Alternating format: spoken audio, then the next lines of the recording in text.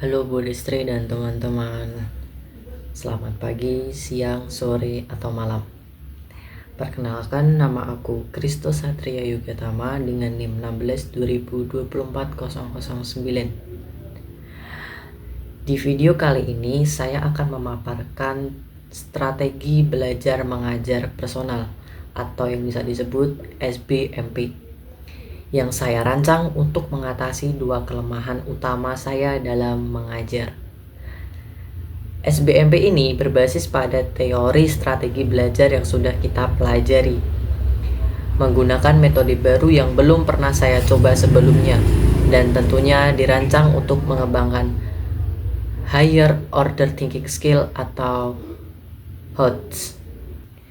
Oke, saya akan menjelaskan identifikasi kelemahan pembelajaran saya, yaitu yang pertama, saya sering kesulitan memahami materi yang bersifat konseptual dan abstrak, terutama dalam mata kuliah yang teoritis. Yang kedua, saya mudah terdistraksi dan sulit mempertahankan fokus belajar dalam jangka waktu yang lama. Nah, kelemahan-kelemahan ini membuat hasil pembelajaran saya tidak maksimal, terutama dalam memahami materi yang menuntut analisis dan evaluasi yang mendalam. Nah, selanjutnya saya akan menjelaskan juga strategi dan teori yang digunakan. Nah, untuk mengatasi kelemahan pertama, saya akan menggunakan pendekatan problem based learning atau PBL. Nah, PBL atau problem based learning itu adalah strategi pembelajaran yang berpusat pada siswa dengan menekankan pemecahan masalah nyata sebagai cara untuk mempelajari konsep. Nah, dengan menggunakan PBL atau problem based learning, saya akan melatih kemampuan berpikir kritis dan mengembangkan pemahaman konsep melalui studi kasus yang relevan. Misalnya dalam mata kuliah pendidikan, saya akan mencari kasus-kasus nyata di lapangan pendidikan yang berkaitan dengan materi yang harus dipelajari.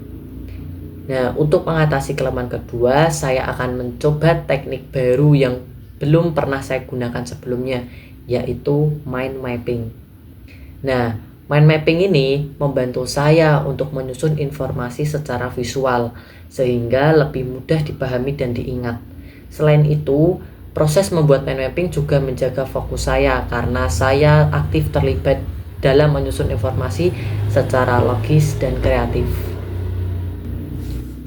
Saya akan menjelaskan tentang implementasi SBMP ini. Nah, saya akan menerapkan SBMP ini dalam tiga langkah utama. Yang pertama, pemilihan masalah nyata. Nah, saya akan memilih satu masalah nyata yang relevan dengan materi. Misalnya, mengapa metode ceramah kurang efektif dalam pembelajaran abad ke-21. Nah, yang kedua, diskusi dan analisis dengan problem based learning.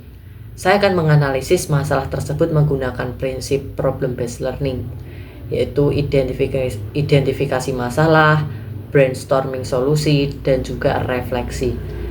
Ini akan membantu saya memahami materi secara mendalam. Yang ketiga, visualisasi melalui mind mapping. Setelah proses problem based learning, saya akan membuat mind mapping untuk meringkas hasil analisis dan solusi yang saya peroleh. Nah, dengan metode ini, saya tidak hanya belajar memahami materi, tapi juga mengembangkan kemampuan berpikir kritis atau HOTS, kolaboratif jika dilakukan berkelompok, dan kemandirian dalam belajar. Oke, jadi itulah SBMP yang saya telah rancang untuk mengatasi kelemahan saya dalam pembelajaran dengan menggabungkan pendekatan problem based learning dan teknik mind mapping. Saya berharap bisa lebih fokus, memahami materi secara lebih mendalam, serta mengembangkan keterampilan berpikir tingkat tinggi. Semoga video ini berguna untuk masyarakat di sekitar dan juga berguna untuk di masa depan. Bye-bye. Aku Kristo dengan NIM 16 2024 009 mengucapkan terima kasih. Bye-bye.